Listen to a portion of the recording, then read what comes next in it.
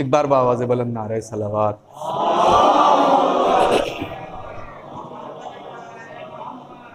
قرآن کریم کا مختصر سا سورہ ہے جسے عنوان گفتگو قرار دیا ہے۔ اعلان کا آغاز اللہ قسم کے ذریعے کر رہا ہے۔ اعلان ہوتا ہے والعصر، عصر کی قسم، ان الانسان لفی خسر، بے شک انسان گھاٹے میں ہے، خسارے میں ہے، نقصان میں ہے۔ لیکن پھر ایک گروہ کو الگ کیا جا رہا ہے، الا الذین آمنوا، سوائے ان لوگوں کے، یعنی وہ لوگ نقصان میں نہیں ہیں جو ایمان لائے۔ تنہا ایمان لے آئے، نقصان سے بچ گئے تو شاید جواب قدرت آئے کہ یہ تو تمہارے دل کی بات ہے، کیسے معلوم ہو کہ تمہارے دل میں کیا ہے؟ وعملوا الصالحات، اعمال صالحہ انجام دیتے ہیں، یعنی جو بات دل میں ہے اس کا اظہار اپنے اعمال کے ذریعے کرتے ہیں۔ ایمان لے آئے، اعمال صالحہ انجام دیے، اب ہم نقصان سے بچ گئے تو شاید جواب قدرت آئے کہ یہ تم نے اپنی ذات کے لیے کیا ہے۔ جس سماج اور جس معاشرے میں تم جی رہے ہو، زندگی گزار رہے ہو، اس کے بھی تو حقوق ہیں۔ اس سماج کے لیے کیا کیا؟ وتواصوا بالحق وتواصوا بالصبر، لوگوں کو حق اور صبر کی تلقین کرتے ہیں، وصیت کرتے ہیں، نصیحت کرتے ہیں۔ سوال یہ اٹھتا ہے کہ یہ انسان کون تھا؟ ایک سوال ہے نا کہ جس کی کامیابی اور جس کے زوال دونوں چیز کے قدرت ایک ہی سورے میں اعلان کر رہا ہے۔ جن کے اندر یہ صفت پائی جا رہی ہے وہ کامیاب ہو گئے، جن کے اندر یہ صفت نہیں پائی جا رہی ہیں ان کو قدرت نے بنایا تو اتنا اعلیٰ تھا کہ بنانے کے بعد اس نے فرشتوں سے سجدہ کروایا تھا، لیکن جب وہ اپنی منزل سے بھٹک گئے تو قدرت کہہ رہی ہے کہ یہ انسان جسے ہم نے اس معیار پہ بنایا تھا یہ کامیاب نہیں ہوا بلکہ اپنی حدوں سے گر گیا۔ انسان کو بنانے کے بعد قدرت نے اس کی دونوں حدیں بھی بتائی ہیں۔ اگر انسان اپنے آپ کو پہچان لے کہ میں کون ہوں، ہمارا سماج تو یہ ہے، ہو سکتا ہے میری بات تھوڑی سی تلخ لگے، لیکن ہمارا سماج یہ ہے کہ ہم آج تک صرف اسی جھگڑے میں الجھے ہوئے رہتے ہیں کہ ہمارا جلوس بہتر کہ تمہارا، ہماری مجلس اچھی کہ تمہاری، ہمارا خاندان اچھا کہ تمہارا، ہمارا گھر اچھا کہ تمہارا، ہمارے لڑکے اچھے کہ تمہارے۔ کبھی ہم نے یہ پہچاننے کی کوشش نہیں کی کہ ہم خود کون ہیں۔ جس دن ہم یہ پہچان لیں گے کہ ہم کون ہیں اسی دن ہم کامیاب ہو جائیں گے۔ مولا کائنات اسی لیے اعلان فرماتے ہیں کہ من عرف نفسہ، جس نے اپنے آپ کو پہچان لیا، فقد عرف ربہ، اس نے اپنے پروردگار کو پہچان لیا۔ اب لفظوں کو سمیٹ کے ایک جملہ کہہ دوں، مولا نے کہا ہے کہ جس نے اپنے آپ کو پہچان لیا۔ اب خدا کو جا کے یا مولا کو جا کے دیواروں میں، دروں میں، عمارتوں میں نہ ڈھونڈیے، اپنے اندر دیکھ لیجئے کہ آپ کے اندر کتنی صفات پائی جا رہی ہیں۔ جتنی صفت آپ تک پائی جا رہی ہیں اتنے ہی درجہ آپ معصوم کو پہچان پائیں، اتنے ہی خدا کو پہچان پائیں۔ اگر ہم اپنے میں الجھے ہوئے ہیں تو اس کا مطلب نہ ہم اپنے آپ کو پہچان پائے ہیں نہ اپنے رہبروں کو پہچان پائے ہیں۔ دعویٰ یہ ہے کہ شیعہ حیدر ہم ہی تو ہیں، رہرو براہ بوذر و قمبر ہم ہی تو ہیں، لیکن ثبوت کے لیے اگر جانچیے عمل، دعوے کے کارخانے میں آ جائے گا خلل۔ دعویٰ ہے ہم علی والے، لیکن علی کی صفات کتنی درجے ہمارے اندر ہیں۔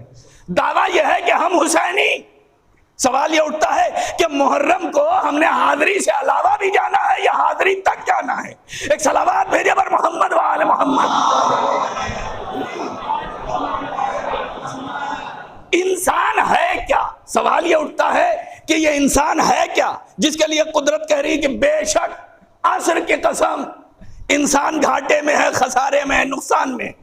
اگر انسان کو پہچاننا، خود اگر آپ اپنے آپ کو پہچاننا چاہتے ہیں کہ ہم کون ہیں تو پھر قرآن کے دامن میں آ کے دیکھ لیجئے، ابھی بنے بھی نہیں تھے آپ۔ ہم سب کے دادا جناب آدم ابو البشر پہلا انسان بنا نہیں تھا، بلکہ صرف اس کے بننے کا پروردگار نے ارادہ کیا تھا اور اس نے اعلان کیا انی جاعل فی الارض خلیفہ، میں زمین پر خلیفہ بنانے والا ہوں۔ تو اس نے آپ کو بشر بعد میں بنایا ہے، خلیفہ پہلے بنایا ہے۔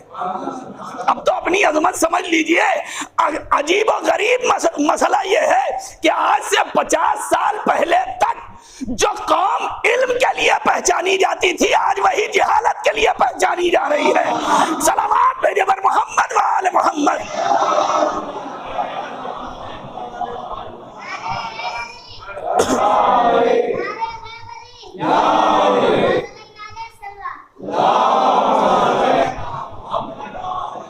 تو اس نے اعلان کیا کہ میں خلیفہ بنانے والا ہوں، بنایا نہیں ہے ابھی۔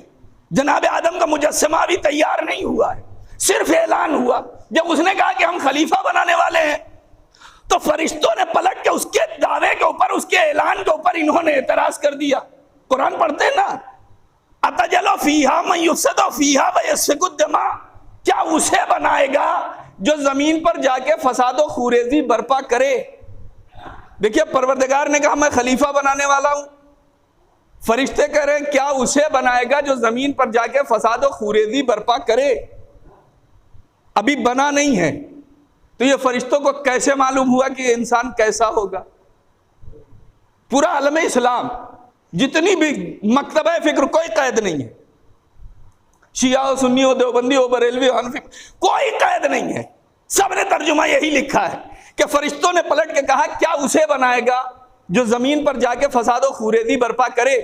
سوال یہ اٹھتا ہے ابھی انسان بنا ہی نہیں، وجود میں آیا ہی نہیں، کائنات بنی ہی نہیں، تو یہ فرشتوں کو کیسے معلوم ہو گیا کہ انسان فساد و خوریزی کرے گا؟ تو سب نے لکھا فرشتوں کے پاس علم غیب تھا۔ عجیب و غریب مسئلہ ہے کہ گھر کے نوکروں کا علم غیب مان لیتے ہیں، گھر کے مالکوں کا علم غیب نہیں مانتے ہیں۔ صلوات بھیجے بر محمد و آل محمد۔ کیا اسے بنائے گا جو زمین پر جا کے فساد و خوریزی برپا کرے؟ اب سوال اٹھتا ہے یا ایسا انسان تھا یا نہیں تھا؟ اگر تھا تو قدرت کو یہ کہنا چاہیے تھا کہ تم صحیح کہہ رہے ہو، نہیں تھا تو اللہ کو یہ کہنا چاہیے تھا کہ تم غلط کہہ رہے ہو۔ پروردگار نے جواب دیا، مگر نہ ہاں والا دیا نہ نہیں والا دیا، بلکہ ایک تیسرا راستہ نکالا۔ پلٹ کے اعلان کیا انی عالم ما لا تعلمون، جو میں جانتا ہوں وہ تم نہیں جانتے ہو۔ اس کا مطلب یہ ہے کہ قدرت کا اعلان بھی صحیح، فرشتوں کا اعتراض بھی صحیح۔ کیسے فیصلہ ہو کہ بات دونوں صحیح تھی مگر دونوں کے دیکھنے کا نظریہ الگ الگ تھا؟ بہت توجہ چاہ رہا ہوں۔ کربلا کے ایک میدان نے دونوں کو ثابت کر دیا کہ پروردگار بھی صحیح کہہ رہا ہے، فرشتے بھی صحیح کہہ رہے ہیں، لیکن فرق اتنا ہے کہ فرشتے بکھرے ہوئے 1.25 لاکھ کے دشمن کے لشکر کو دیکھ رہے ہیں، قدرت ان میں چھپے ہوئے 72 کو دیکھ رہی ہے۔ ایک صلوات بھیجے بر محمد و آل محمد۔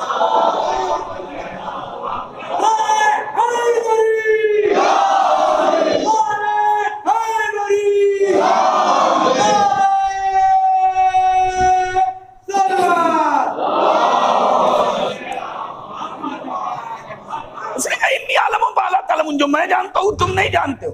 اعلان ہو گیا، ظاہر سی بات جو سمجھدار تھے وہ خاموش ہو گئے۔ یہ ہمارے سماج میں بھی ہوتا ہے کہ کچھ ہوتے ہیں سمجھدار، اعتراض کرتے ہیں، اگر اشارتاً جواب دے دیا گیا تو خاموش ہوتے ہیں۔ کچھ ہوتے ہیں جو اپنی جہالت پہ اڑے رہتے ہیں۔ بارگاہ پروردگار میں بھی یہ نظارہ دیکھنے کو ملا۔ اس نے کہا جو میں جانتا ہوں وہ تم نہیں جانتے ہو۔ فرشتے خاموش ہو گئے۔ پھر اس نے ایک حکم سنا دیا، فَإِذَا نَفَخْتُ فِيهِ مِن رُوحِي فَقَعُوا لَهُ سَاجِدِينَ، جب میں اس مجسمے میں اپنی روح میں سے پھونک دوں تو تم سب کے سب سجدے میں چلے جانا۔ اب اپنی عظمت سمجھیے کہ ابو البشر جب بنا تو اسے سجدہ کس سے کروایا گیا؟ ملائکہ سے کروایا گیا نا۔ ایک تھا جو ملک میں سے نہیں تھا، جنات میں سے تھا، مگر عبادت کی وجہ سے پروردگار نے اس کے درجے کو بڑھا دیا۔ اب ظاہر سی بات ہے جس جگہ کا حل نہیں تھا وہاں تک پہنچ گیا تو خود سری آ گئی۔ بہت توجہ چاہ رہا ہوں۔ فرشتوں نے سجدہ کر لیا، اس نے نہیں کیا۔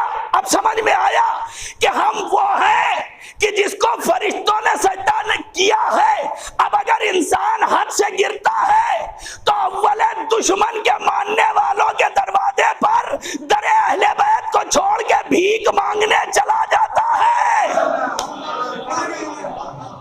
بھئی ملک نے تو سجدہ کیا تھا، شیطان جنہ میں سے تھا نا، اشرف مخلوقات آپ ہیں. اب ظاہر سی بات ہے اگر اشرف مخلوقات آپ سے کمتر ہے جنات. ہم نے دستور دنیا دیکھا ہے، کبھی IAS آفیسر چپراسی سے مدد مانگنے نہیں جاتا ہے، مگر یہ انسان کتنا گرتا ہے کہ چلا جاتا در اہل بیت جس کے پاس ہو اسے چھوڑ کے. اور ابھی ہم لوگوں کی راستے میں بات ہو رہی تھی، وہی جملہ نقل کر دوں.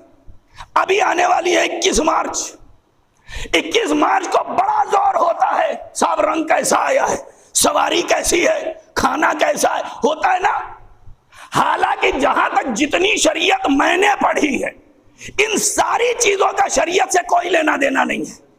یہ علم رمل اور علم نجوم والوں کی دین ہے کہ جو رنگ اور سواری اور خوراک بتاتے ہیں، شریعت سے کوئی لینا دینا نہیں ہے. لیکن ہماری قوم رنگ خوراک اور سواری پر جتنا زور دیتی ہے، اے کاش کہ اگر اتنا ہی یقین خدا اور امام زمانہ پہ ہوتا تو یہ قوم کبھی گمراہ نہ ہو رہی ہوتی. ایک صلوات بھیجے پر محمد و آل محمد. تو یہ انسان تھا. ابو البشر کو مسجود ملائکہ اس نے بنایا، فرشتوں نے سجدہ کیا تھا. قدرت نے کہا جب میں اس میں اپنی روح میں سے پھونک دوں، سب نے سجدہ کر لیا، ایک ہے جس نے سجدہ نہیں کیا. اب قرآن کی آیتیں اپنی طرف سے نہیں کہہ رہا ہوں. پروردگار سوال کرتا ہے ما منعک الا تسجد، تجھے سجدہ کرنے سے کس چیز نے منع کیا؟ کسے سجدہ کرنے سے؟ لما خلقت بیدی، جسے میں نے اپنے دونوں ہاتھوں سے بنایا تھا.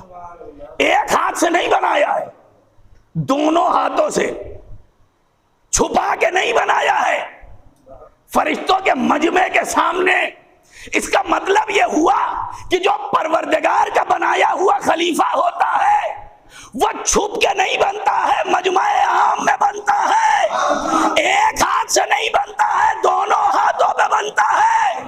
پروردگار نے بنایا تو فرشتوں کے میدان میں، نبی نے بنایا تو غدیر کے میدان میں. صلوات بھیجے پر محمد و آل محمد.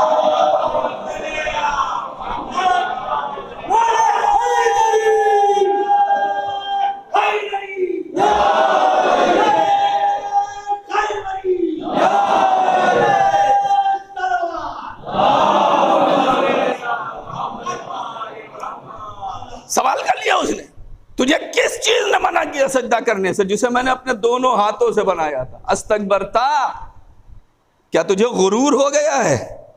ہمارے یہاں بھی ہوتا ہے، جب کچھ نہیں ہوتا ہے تب تک تو بڑے مومن ہوتے ہیں، لیکن یہاں تھوڑا سا مل جاتا ہے تو اس کے بعد سے پھر ہم سلام نہیں کریں گے، لوگ ہمیں سلام کریں. پروردگار نے سوال کیا استکبرتا، کیا گھمنڈ آ گیا ہے؟ نیچے والوں سے اٹھا کے یہاں بٹھا دیا تو ان کی برابری کرنے لگا ہے. ام کنت من العالین، یا تو بھی کچھ عالی مرتبت بڑے لوگوں میں سے ہو گیا. اب جتنی گفتگو ہے، پروردگار نے سوال کیا، اس نے پلٹ کے جواب دیا خلقتنی من النار و خلقتہ من الطین، مجھے آگ سے بنایا، ان کو مٹی سے بنایا. پوری گفتگو اگر قرآن میں آپ اٹھا کے دیکھیے تو اللہ اور شیطان کے درمیان ہے. جناب آدم ایک طرف چپ کھڑے ہوئے خاموش. سوال کروں گا یا نبی اللہ، اے ابو البشر، اے ہم سب کے دادا، مسئلہ پہلے ہی مسئلے پہ مسئلہ حق کا پھنسا ہوا ہے، خلافت کا ہے. ہونا تو یہ چاہیے تھا کہ آپ سوال کرتے کہ تو نے ہمیں سجدہ کیوں نہیں کیا. تو شاید جناب آدم پلٹ کے جواب دیں اگر ان کا بنایا ہوا ہوتا تو حق کے لیے لڑتا. جس نے بنایا ہے وہی تو ہمیں حق دلائے گا. اب دنیا سوال نہ کرے کہ رحلت پیغمبر کے بعد علی اپنے حق کے لیے لڑنے کیوں نہ آ گئے. اگر ان کے بنائے ہوئے ہوتے تو لڑنے کے لیے آتے. جس نے علی کو خلیفہ بنایا تھا وہی حق بھی دلائے گا. اور ہم نے دیکھا کہ دنیا ٹھوکریں کھا کے پھر در علی پہ آئی ہے بیعت کرنے. علی کسی کے گھر بیعت لینے نہیں گئے ہیں. صلوات بھیجے پر محمد و آل محمد. تو یہ انسان تھا. جب اس انسان کو پروردگار نے بنایا تو پھر اس انسان کے اس نے کمال کو بھی بتایا ہے، زوال کو بھی بتایا ہے. جب یہ انسان منزل کمال پر پہنچتا ہے تو ایک جگہ چلتے چلتے فرشتہ رک جاتا ہے. نبی سوال کرتے ہیں جبرائیل رک کیوں گئے، آؤ میرے ساتھ۔ جبرائیل کہتے ہیں یا رسول اللہ اگر اس سے آگے بڑھ گیا تو بالوں پر جل جائیں گے۔ دیکھیے جبرائیل نے جواب دیا، نبی نے سوال کیا۔ میرا ذاتی عقیدہ یہ ہے کہ جب پیغمبر نے بلایا تھا کہ آؤ، اگر جبرائیل چلے جاتے تو اللہ عذاب کبھی نہ نازل کرتا، اس لیے کہ جبرائیل خود سے نہیں گئے تھے، نبی کے بلانے پہ گئے تھے۔ اور ظاہر سی بات جسے رحمت للعالمین دعوت دے رہا ہو اس کے اوپر عذاب نہیں آ سکتا، لیکن جناب جبرائیل نے رک کے اور پیغمبر کے دعوت پر جواب دے کے ایک بات بتائی ہے کہ نبی ہے رحمت للعالمین، ان کا کام ہی ہے دعوت دینا، لیکن جانے والے کو، حد سے آگے بڑھنے والے کو اپنا ظرف بھی تو دیکھنا چاہیے۔ ایک صلوات بھیجے پر محمد و آل محمد۔ تو یہ انسان کا کمال تھا کہ معصوم ملک پیچھے رہ گیا، جسم کا مادہ آگے بڑھ گیا۔ اچھا یہ جو جسم کا مادہ آگے بڑھا تو کیا خالی یہی جسم کا مادہ حضور کے ساتھ گیا تھا؟ تو سارے کے سارے مسلمان لکھتے ہیں کہ ایک جگہ چلتے چلتے پیغمبر نے اپنی نالین اتارنا چاہی، ادھر سے جواب آیا اے میرے نبی آپ جوتیوں سمیت چلے آئیے۔ وہ موسیٰ کی منزل تھی، ہم نے ان سے کہا تھا فخلا نعلیک انک بالوادی المقدس، تو اے موسیٰ جوتیاں اتار دو، تم طور کی مقدس وادی میں ہو۔ اے میرے نبی آپ جوتیوں سمیت آ جائیے۔ تو اس کا مطلب یہ ہوا کہ حضور ننگے پیر نہیں گئے تھے، جوتیاں پہن کے گئے تھے۔ اچھا یہ جوتیاں جو پہن کے گئے تھے، یہ جوتیاں کہاں سے؟ جنت سے بن کے آئی تھی، فرشتے بنا کے لائے تھے۔ جنت میں کوئی دمبا ذبح کیا گیا، اس کی کھال اتاری گئی، اس کی جوتیاں بن کے آئیں؟ تو سب نے لکھا کہ نہیں، مدینے میں کسی نے بنا کے پیغمبر کو دی تھی۔ تو اگر کوئی جانور کی کھال بھی پیغمبر کے قدموں میں سر جھکا کے آ جائے تو جنت کی سیر کی مستحق ہو جاتی ہے۔ تو اگر کوئی قوم پیغمبر کے فرمان پہ عمل کر کے سر جھکا کے آ جائے تو کیا جنت میں جانے کی حقدار نہ ہو جائے گی؟ ایک صلوات بھیجے بر محمد و آل محمد۔ یہ انسان کی منزل تھی، کمال کی۔ لیکن جب یہ انسان زوال پہ آیا تو پھر قرآن پھر بڑھ کے آواز دیتا ہے اولئک کالانعام بل ھم اضل، یہ حیوان بلکہ اس سے بھی بدتر۔ کتنا بدتر کوئی حد معین نہیں ہے، نہ کامیاب ہونے کی کوئی حد معین، نہ انسان کے زوال میں جانے کی کوئی حد معین۔ اور کتنا انسان گر سکتا ہے، اس کی اگر حدوں کو دیکھنا ہے تو آپ تاریخ اٹھا کے دیکھ ڈالیے، کہنے کی ضرورت ہی نہیں ہے۔ جو اپنے رب کے مقابلے میں خدائی کا دعویٰ کرنے آ جائے، اس سے زیادہ انسان گر سکتا ہے کہ جو اپنے مالک کے مقابلے میں اس کا مالک بننے کے لیے آ جائے۔ یہ انسان تھا کہ پروردگار نے اس کے لیے کہا کہ انسان گھاٹے میں ہے، خسارے میں ہے، نقصان میں ہے۔ سوال یہ اٹھتا ہے کہ دو چیزیں آیت کے اعتبار سے انسان کی اپنی ذات سے منسوب ہیں، ایمان، اعمال صالحہ ہم اپنے ذریعے انجام دے لیں گے۔ دو چیزیں جو بعد والی ہیں کہ حق اور صبر کی تلقین، وصیت، نصیحت، یہ انسان کے اپنی ذات سے کم منسوب ہے، جس سماج اور جس معاشرے میں رہ رہا ہے اس سے زیادہ منسوب ہے۔ حق اور صبر کی تلقین کرتے ہیں، کسی اپنے آپ کو نہیں، سماج کو۔ اب دنیا ہم سے کہتی ہے صاحب ہم لوگ ایک ٹرم ہے شریعت کا جسے یوز کیا جاتا ہے، استعمال کیا جاتا ہے، امر بالمعروف نہی عن المنکر۔ بہت سارے لوگ کہتے ہیں صاحب یہ آپ لوگ کہاں سے نکال لاتے ہیں؟ ہم کہیں سے نہیں نکال لاتے بھائی، جو ہمیں شریعت نے دیا ہے وہی ہم بیان کر دیتے ہیں۔ یہی چیز تو قرآن کہہ رہا ہے، حق کی تلقین کرتے ہیں، یعنی نیکیوں کی دعوت دیتے ہیں، نیکیوں کی دعوت دینا حق ہے۔ صبر کی تلقین کرتے ہیں، برائیوں سے روکتے ہیں، برائیوں پر رک جانا یہی تو صبر ہے، حق اور صبر کی تلقین۔ اور ایک بات اور کہہ دوں، یہ جو سماج ہوتا ہے نا، معاشرہ، یہ بڑا اہم ہوتا ہے۔ آپ کے سماج کے مجھے نہیں معلوم، میں پہلی بار آیا ہوں، لیکن میں جو اپنی طرف دیکھتا ہوں میں وہ کہہ رہا ہوں۔ بڑا اہم مسئلہ یہ ہوتا ہے کہ کوئی بات کہنا بھی مشکل ہو جاتا ہے، اس لیے کہ لوگ یہ سوچنے لگتے ہیں کسی نے پہلے ہی سے بتا دیا ہوگا، کسی نے کہہ دیا۔ مجھے یہاں کوئی نہیں جانتا ہے، میں کسی کو نہیں جانتا ہوں، میں جو بھی کہہ رہا ہوں، جو میرا سماج کو دیکھ کے مشاہدہ ہے، میں وہ بات کہہ رہا ہوں۔ دیکھیے سماج بہت اہم ہوتا ہے، سماج ہی چاہے تو آنے والی نسلوں کو اچھا بنا سکتا ہے، اور سماج ہی چاہے تو آنے والی نسلوں کو برا بنا سکتا ہے۔ سماج بہت اہم ہوتا ہے، اگر سماج میں کوئی نیکی عام ہو جائے تو جب تک وہ نیکی چلتی رہے گی نیکی کرنے والوں کو بھی ثواب، سماج میں بہتری پیدا ہوتی رہے گی۔ اور اگر سماج میں کوئی برائی رائج ہو جائے تو جب تک وہ برائی جائے گی، جس نے اس برائی کو رواج دیا ہے یہ سارے کے سارے مجرم اس کی لائن میں آئیں گے اور معاشرہ بھی آپ کا فاسد ہوتا رہے گا۔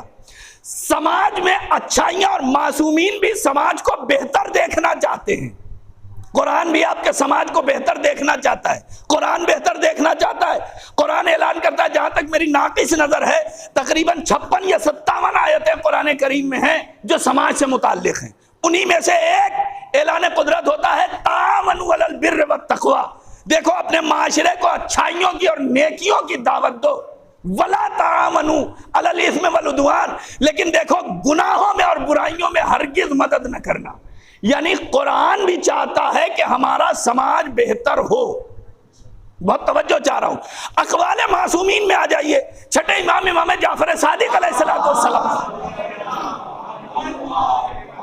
مولا فرماتے ہیں کہ اپنے سماج میں علم عام کرو، اس لیے کہ اگر تمہارا سماج تعلیم یافتہ ہوگا تو دوسرے تم سے سیکھنے آئیں گے، تمہیں دوسروں کے دروازوں پہ نہ جانا پڑے گا۔ یہ معصومین یعنی سماج قرآن بھی بہتر دیکھنا چاہتا ہے، سماج معصومین بھی بہتر دیکھنا چاہتے ہیں۔ اور اپنوں کی بات چھوڑ دیجئے، آپ غیروں میں بھی دیکھ لیجئے، ہر انسان کی کوشش ہوتی ہے میرا سماج بہتر رہے۔ آپ نے بھی سفر کیا ہے، میں نے بھی سفر کیا ہے، ہندوستان کے بہت سارے ایسے علاقے ہیں کہ جہاں ریلوے اسٹیشنوں پہ پانی نہیں ہے، راجستھان کے بہت سارے علاقوں میں چلے جائیے، ایم پی کے بہت سارے علاقوں میں چلے جائیے، آپ کو گرمیوں کے موسم میں یہ دکھے گا کہ جب ٹرین پہنچتی ہے تو لوگ بالٹیوں میں پانی لے کے دوڑ رہے ہوتے ہیں ٹرین میں مسافروں کو پانی پلانے کے لیے۔ ان میں سے ایسا نہیں ہے کہ یہ ان کو حکومت نے رکھا ہو کہ آپ کا کام ہے پانی پلانا۔ ہم نے کئی لوگوں سے اس سلسلے میں بات کی، انہوں نے کہا ہم نے اپنے بزرگوں کو دیکھا ہے، جب ہمارا بچپن تھا تو ہم اپنے بزرگوں کو دیکھتے تھے کہ وہ اپنے ہفتے میں سے ایک دن وقت نکال کے آتے تھے اور یہاں کے ٹرین کے مسافروں کو پانی پلاتے تھے۔ تو دیکھیے غیر مذہب کا ہے لیکن اس کے بزرگوں نے ایک نیکی رائج کی تھی، جب تک یہ نیکی چلتی رہے گی انہیں ثواب جاتا رہے گا۔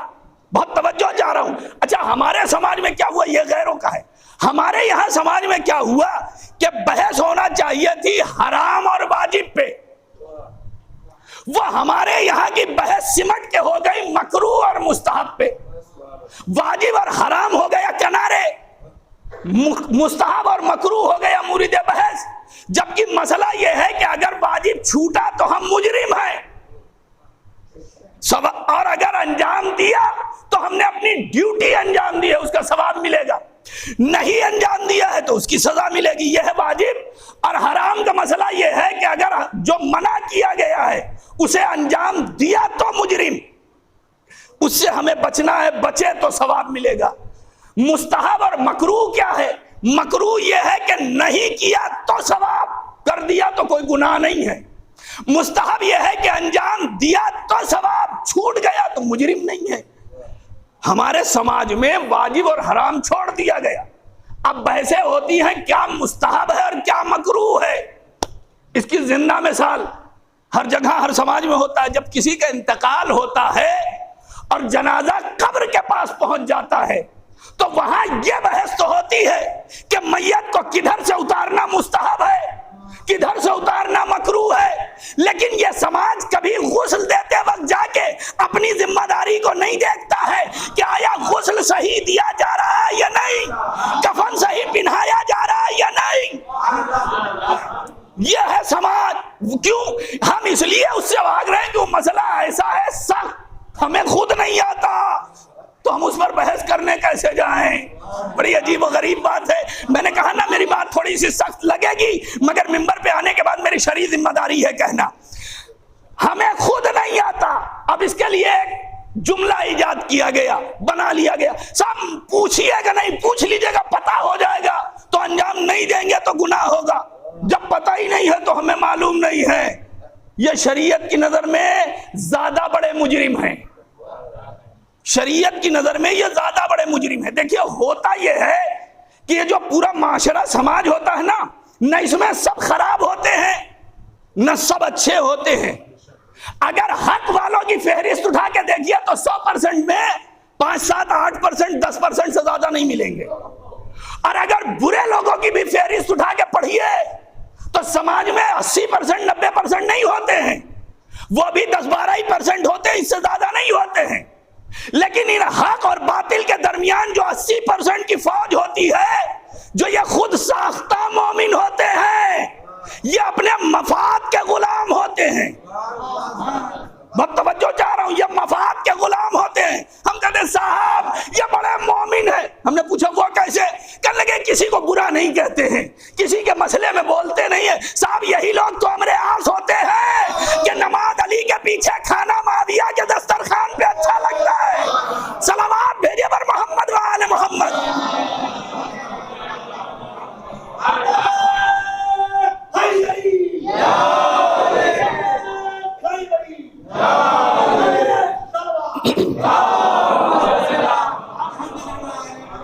نتیجہ کیا ہوتا ہے کہ یہ 80% جو مفاد پرست ابن الوقت ہوتے ہیں وہ 10% برے ان کے اوپر حاوی ہو جاتے ہیں اور اپنی تعداد کو 90% بنا کے 10% حق والوں کا گلا کاٹ دیا جاتا ہے. کربلا کا میدان یہی تو تھا, ورنہ کون نہیں جانتا تھا حسین ابن علی کون ہے؟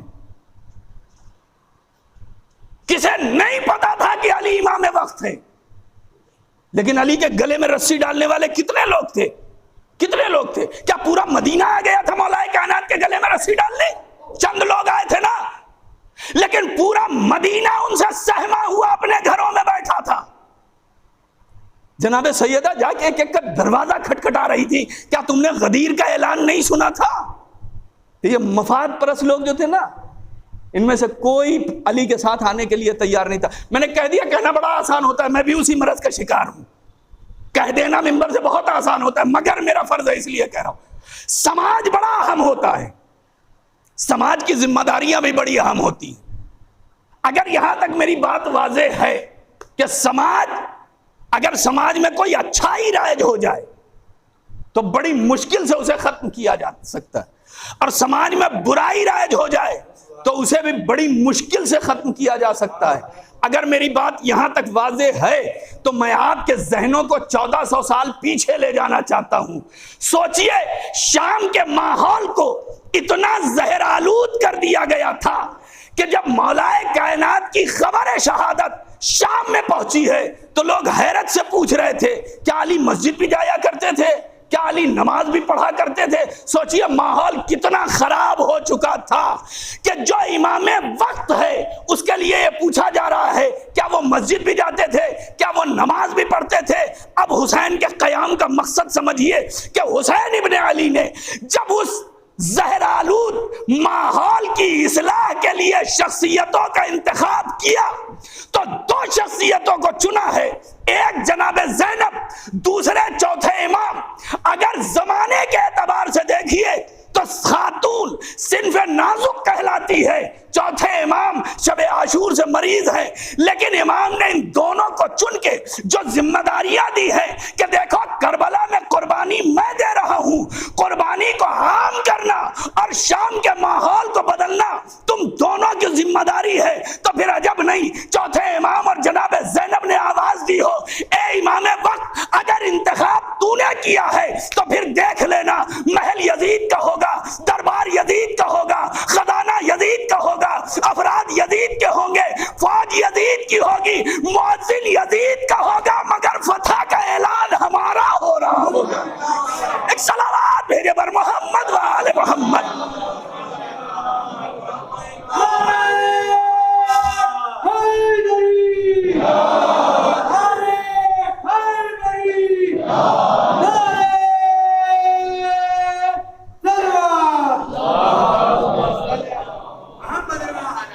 جن کرداروں کو چنا, سوال یہ اٹھتا ہے حسین کون, یزید کون.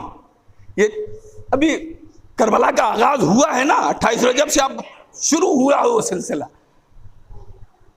امام سے مطالبہ بیعت ہوا,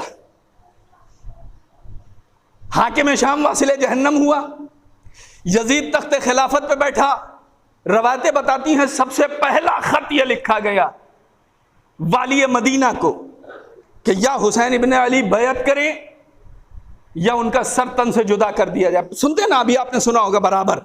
لیکن ایک گوشے کی طرف لے چلنا چاہتا ہوں. میں یہ نہیں کہہ رہا ہوں، دعویٰ یہ نہیں ہے کہ آپ نے سنا نہیں ہوگا، لیکن شاید اس زاویے سے غور نہ کیا. ولید امام تک پیغام بھیجتا ہے، امام کو دارالامارہ میں طلب کیا جاتا ہے. شب 28ویں میں روایتیں جو کہتی ہیں کہ امام چلنے لگے. دیکھیے، جن کو امام نے منتخب کیا ہے یہ کوئی معمولی ہستیاں نہیں ہیں. جس وقت امام چلنے لگے جناب زینب سامنے آ گئی. بھیا تنہا نہ جانے دوں گی، بنی ہاشم کے جوان آپ کے ساتھ جائیں گے. امام بنی ہاشم کے جھرمٹ امام کو اپنے درمیان لیے ہوئے جب دارالامارہ کے قریب پہنچے تو امام نے آواز دی، بھیا عباس، سارے جوانان بنی ہاشم یہیں پر رک جائیں. غازی فرماتے ہیں آقا آپ کو ہم تنہا نہ جانے دیں گے. امام پلٹ کے جواب دیتے ہیں اگر میری آواز بلند ہو تو تم دارالامارہ میں آ جانا. امام دربار میں داخل ہوئے، سامنے دو لوگ بیٹھے ہوئے، ولید، مروان. یہ دونوں کون ہیں؟ ولید وہی ہے کہ جس نے تیسری خلافت کے دور میں نشے کی حالت میں نماز صبح 2 رکعت کی جگہ 4 رکعت پڑھائی تھی. اور جب یہ خبر خلیفہ ثالث کو پہنچی، ان کا داماد یہی جو آج اس کے ساتھ مروان بیٹھا ہوا ہے، اس نے اسی ولید کو عہدے سے معدول کر دیا تھا. انقلاب زمانہ آیا، آج پھر وہی ولید گورنر بنا بیٹھا ہوا ہے، اور تیسری خلافت کے دور کا سب سے طاقتور انسان آج اس کا مصاحب بنا بیٹھا ہوا ہے. دونوں بیٹھے ہوئے ہیں. ظاہر سی بات دونوں کے درمیان تعلقات بہتر نہ تھے، مجبوری تھی مروان کی دربار تک آنا، لیکن تعلقات بہتر نہ تھے. لیکن جب امام داخل ہوئے، امام نے دونوں کو سامنے بیٹھے ہوئے دیکھا ہے. روایتوں نے جملے کو نقل کر لیا. امام کی جیسے ہی دونوں پر نظر پڑی ہے، امام نے ایک جملہ کہا ہے، الحمدللہ الذی اصلح بینکما. تمام تعریفیں اس پروردگار کی ہیں جس نے تم دونوں کے درمیان صلح کروا دی. بہت توجہ چاہ رہا ہوں، یہ دونوں جو امام کے سامنے بیٹھے ہیں امام کے چاہنے والے نہیں ہیں، امام کے دشمن ہیں. مگر امام پیغام دے رہے ہیں کہ جب حسین اپنے دشمنوں میں بھی اختلاف دیکھنا نہیں چاہتا تو پھر اپنے چاہنے والوں کے درمیان اختلاف کیسے دیکھ سکتا ہے؟ چاہے بنام عزاداری ہو، چاہے بنام مجلس ہو، چاہے بنام جلوس ہو، چاہے بنام انجمن ہو، اگر اتحاد ہے تو ہم حسینی ہیں. لیکن اختلاف پایا جا رہا ہے تو کسی اور والے ہو سکتے ہیں، حسین والے نہیں ہو سکتے. صلوات بھیجے بر محمد وآل محمد. امام فرماتے الحمدللہ الذی اصلح بینکما. تمام تعریفیں اس پروردگار کی جس نے تم دونوں کے درمیان صلح کروا دی. ضد تھے لیکن صلح کروا دی. امام پہنچے، مطالبہ بیعت ہوا. امام نے کہا رات کی تاریکی میں مسائل نہیں حل کیے جاتے ہیں، کل دن میں مسجد میں لوگوں کو جمع کرنا، ہم بھی وہیں آئیں گے، وہیں پر گفتگو ہوگی. یہ کہہ کے امام چلنے لگے. تاریخ کہتی ہے مروان، ظاہر سی بات ہے اس سے بھی اسد، امام سے بھی اسد، فوراً ولید سے مڑ کے کہتا ہے ولید اگر آج حسین تیرے ہاتھ سے نکل گئے تو پھر یہ تیرے ہاتھ آنے والے نہیں ہیں. اس کے ذہن میں ہے نا کہ امام تنہا تشریف لائے ہیں. تاریخ کہتی ہے کہ بس یہ جملہ سننا تھا کہ حسین ابن علی کی آواز بلند ہوئی، ابن الزرقاء، اے چشم نیلگوں کی اولاد، تیری اتنی ہمت. اور اس کے بعد جو امام نے جملے کہے، امام فرماتے ہیں ایھا الامیر، اے تخت پر بیٹھے ہوئے طاقت کے نشے میں گم سن، انا اہل بیت النبوہ، ہم نبوت کے اہل بیت ہیں، ومعدن الرسالہ، ہم رسالت کی کان ہیں. کان کسے کہتے ہیں؟ کان وہ ہوتی ہے جس سے گوہر نکلتے، سونے کی کان، چاندی کی کان، ہیرے کی کان. مطلب کان ظرف ہے، مظروف نہیں ہے. امام نے کہا انا اہل بیت النبوہ، ہم نبوت کے اہل بیت ہیں. وہ معدن الرسالہ، ہمارے گھر سے نبوتیں نکلتی ہیں، ہم نبوت کے گھر سے نہیں نکلتے ہیں. امام کا جملہ ہے معدن الرسالہ. وہ مختلف الملائکہ، ہمارے گھر میں فرشتوں کا آنا جانا ہے. بنا فتح اللہ و نختم، اللہ نے کائنات ہماری وجہ سے بنائی ہے. اور ہمارے اوپر ہی یہ کائنات ختم ہو جانے والی ہے۔ اس کے بعد 4 صفتیں امام نے اپنی بیان کی نا۔ ہم نبوت کے اہل بیت ہیں، ہم رسالت کے کان ہیں، ہمارے گھر میں فرشتوں کا آنا جانا ہے، کائنات ہمارے صدقے میں بنی ہے۔ اس کے بعد امام پلٹ کے یزید کا تعارف کرواتے ہیں۔ امام فرماتے ہیں وَأَمَّا الْيَزِيد، سن یزید کون ہے؟ شارب الخمر، شراب خار ہے۔ امام نے ایک اور صفت بتا دی، شراب پینے والا حسینی نہیں ہوتا، یزیدی ہوتا ہے۔ شارب الخمر شرابی ہے۔ قاتل النفس المحرمہ، محترم نفسوں کا قتل کرنے والا ہے۔ لائب الفاشا، فحشیات سے کھیلنے والا ہے۔ معلن بالفسق، علناً فسق و فجور انجام دینے والا ہے۔ امام نے 4 صفت اپنی بیان کی، امام نے 4 صفتیں یزید کی بیان کی۔ بہت توجہ چاہ رہا ہوں، ایک نتیجے تک لے چلنا چاہتا ہوں۔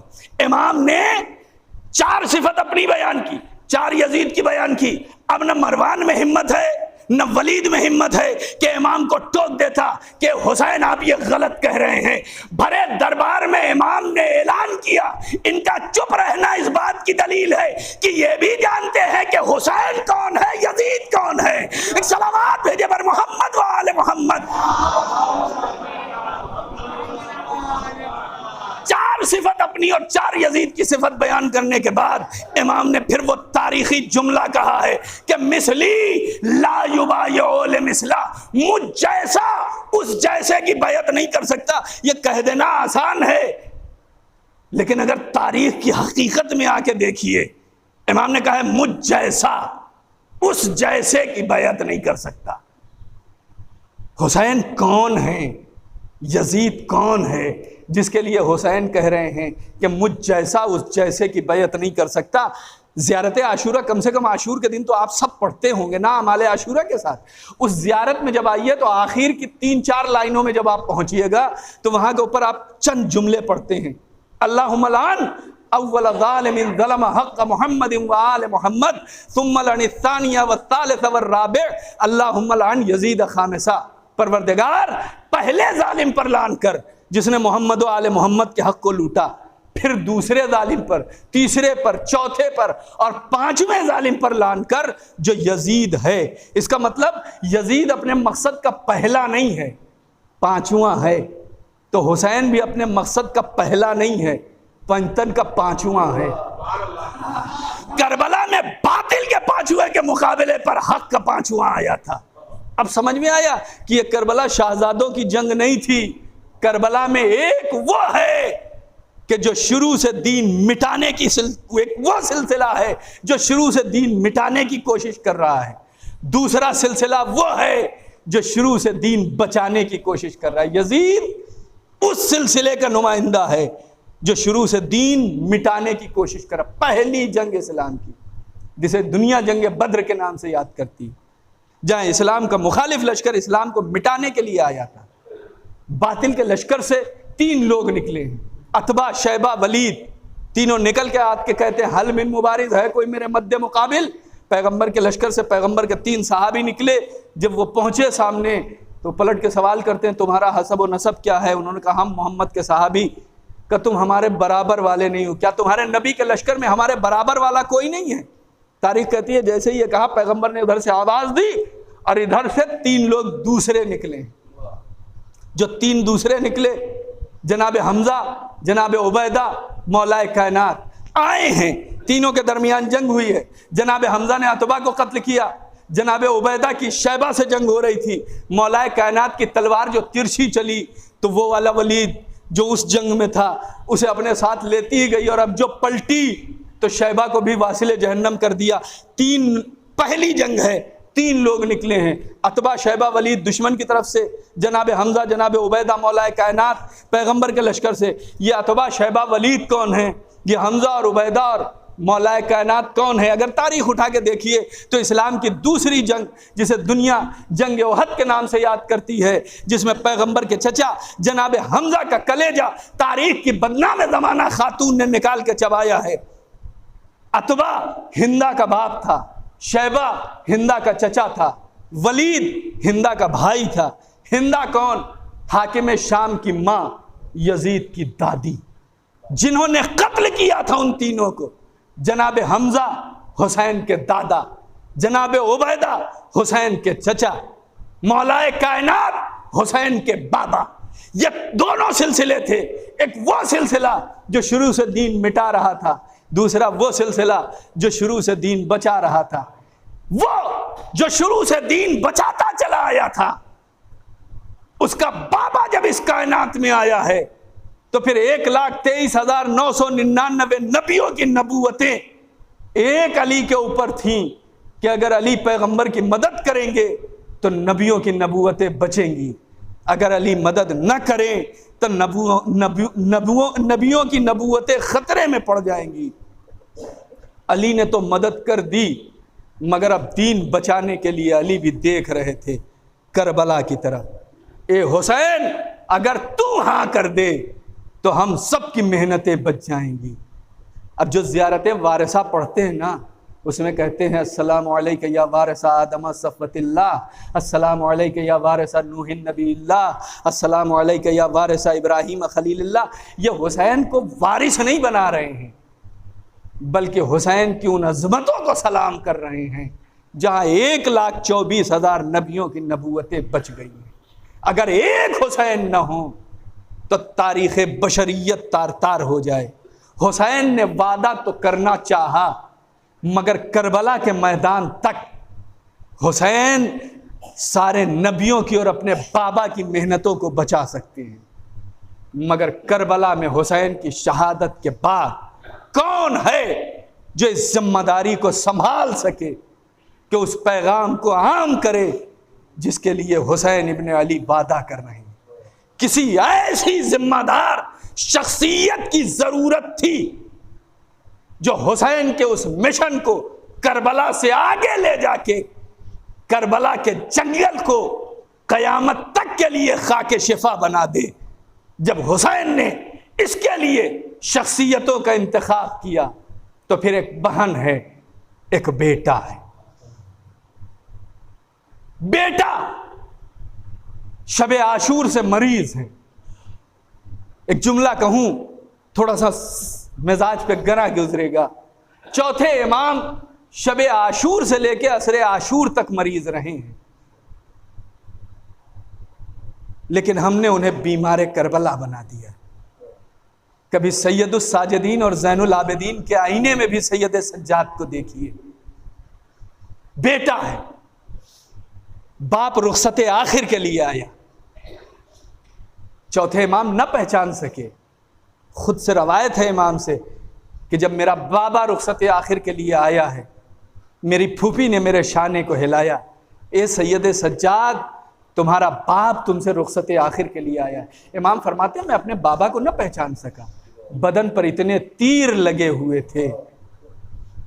جزاکم اللہ خیر الجزا۔ امام نے وصیتیں کی ہیں، وہیں آپ کو یاد بھی کیا ہے، شیعتی ما ان شربتم معاذ بن فذکرونی، اے میرے شیعو جب ٹھنڈا پانی پینا تو میری پیاس کو یاد کر لینا۔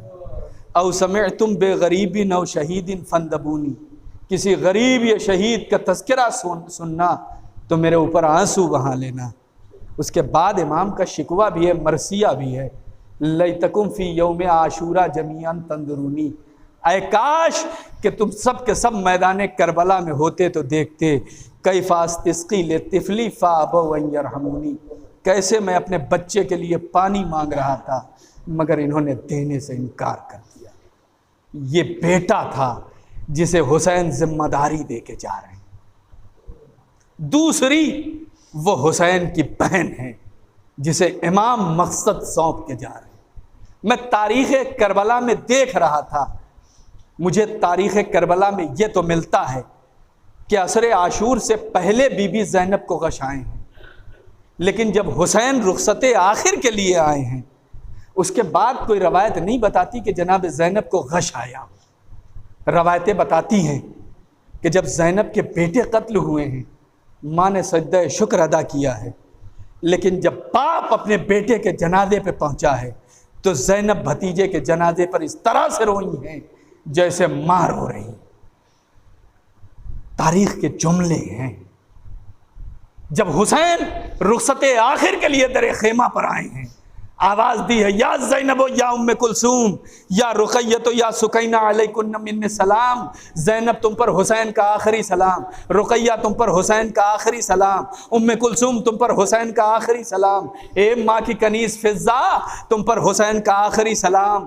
در خیمہ پر جناب زینب آئی، بھیا آپ رخصت آخر کے لیے آئے ہیں، یہ بیویاں آخری بار آپ کو رخصت کرنا چاہتی ہیں، اے بھیا ہم ایک حلقہ بنا لے رہے ہیں، آپ اس کے درمیان سے گزر جائیے۔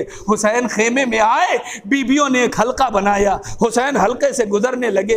دل کہتا ہے رباب کا چہرہ دیکھا ہوگا، 6 مہینے کا بچہ یاد آ گیا ہوگا، فروا کا چہرہ دیکھا ہو گیا، پامال بھتیجا یاد آ گیا ہوگا، لیلا کا چہرہ دیکھا ہوگا، 18 برس کا کلیل جوان یاد آ گیا ہوگا۔ حسین حلقے سے گزر رہے تھے کہ حسین کی نظر پڑی، ایسا لگا بہن بے ہوش ہو جائے گی۔ حسین نے امامے کو اتار کے ہاتھوں پہ لیا، پروردگار انہیں دولت صبر عطا فرما۔ تاریخ کہتی ہے زینب سنبھلی، بھائی کا بازو پکڑا ہے، بھیا جاؤ خدا حافظ۔ حسین در خیمہ پہ آئے، داہنی جانب بائیں جانب دیکھ رہے ہیں، کوئی رخصت کرنے والا نہیں ہے۔ یہی بہن خیمے سے باہر آئی، اے بھیا اگر قاسم نہیں تو زینب ہے، اور محمد نہیں تو زینب ہے۔ ایک ہاتھ سے لجام فرس تھامی، دوسرے ہاتھ سے بھائی کا بازو تھاما، بھائی کو سوار کر دیا، اے میرے بھیا جاؤ خدا حافظ۔ یہی زینب تھی کہ جب یہ کانوں سے آواز پڑی 1900 ہے زخم تنے چاک چاک پر، زینب نکل، حسین تڑپتا ہے خاک پر۔ زینب ٹیلے پہ آئی ہے، بھیا کی گردن پر چھری دیکھی ہے، مگر زینب کو غش نہیں آیا ہے۔ دستور دنیا یہ ہے کہ اگر کوئی انسان کہیں پردیس میں ہو اور وہاں پر مصیبتیں آ جائیں، اس وقت کوئی اپنا مل جاتا ہے تو انسان گلے مل کے روتا ہے، آنسو نکلتے ہیں، غم ہلکا ہو جاتا ہے۔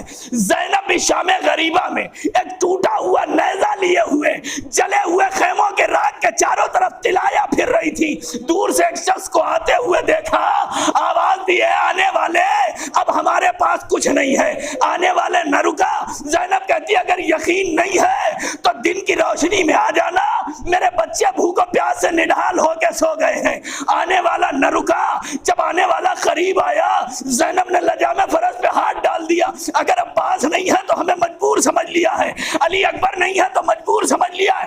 آنے والے نے چہرے سے نقاب پلٹی، زینب نے کیا دیکھا کوئی اور نہیں ہے، بابا علی آئے ہیں۔ دل تو یہ کہتا ہے کہ زینب کو باپ کے گلے سے لپٹ کے رونا چاہیے تھا، مگر تاریخ لکھتی ہے کہ زینب نے قدموں پہ سر رکھ کے ایک جملہ کہا، بابا جب بھرا گھر لٹ گیا ہے تب آپ آئے۔ جزاکم اللہ خیر الجزا۔ زینب کو غش نہیں آیا ہے، زینب بے ہوش نہیں ہوئی ہے۔ 11ویں محرم کو اس راستے سے گزارا گیا ہے جہاں شہداء کے بے گور و کفن لاشیں پڑے تھے۔ زینب نے بھائی کا بے گور و کفن جنازہ دیکھا ہے، زینب کو غش نہیں آیا ہے۔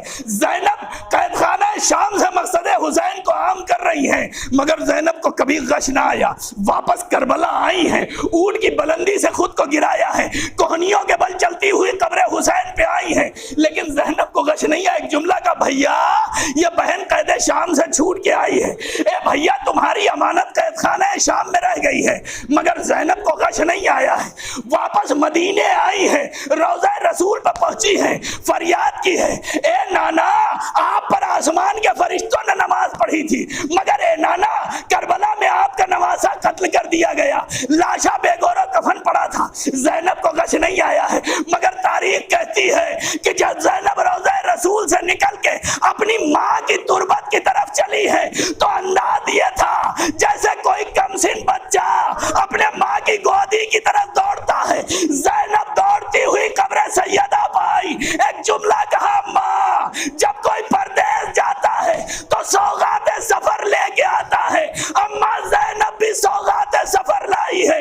یہ کہہ کے حسین کا خون بھرا پیراہن قبر سیدہ پہ رکھا، اے اماں اتنے تازیانے مارے گئے کہ پیٹھ اب تک زخمی ہے۔ یہ کہہ کے زینب بے ہوش ہو وَسَيَعْلَمُ الَّذِينَ ظَلَمُوا أَيَّ مُنقَلَبٍ يَنقَلِبُونَ إِنَّا لِلَّهِ وَإِنَّا إِلَيْهِ رَاجِعُونَ رضم بقضائه وتسلیما لامره لا معبود سوا کیا غیاث المستغیثین وغیثنا۔